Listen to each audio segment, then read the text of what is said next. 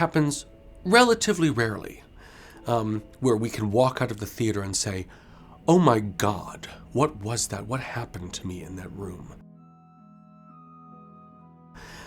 Where you get that genuine full body catharsis, not the little tweaks of catharsis, but the full frontal catharsis.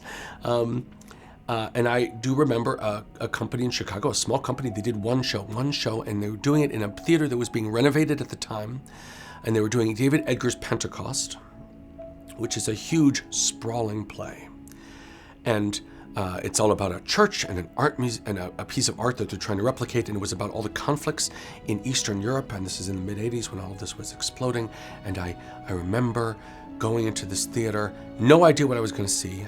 I sat down, and the theater was falling apart because it was about to be, restored, and it was a perfect meshing of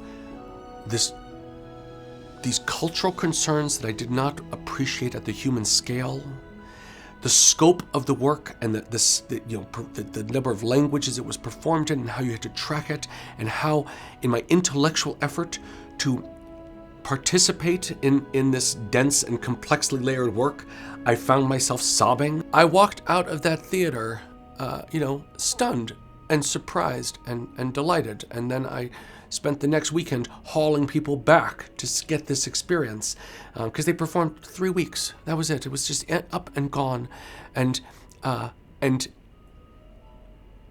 even the transitory nature of it, as I think back on it, chokes me up a little bit now. The idea that there was this experience shared by maybe 1,000 people. That will not come again. There can be another production, but we can't have that experience. I can never have that experience again in a room.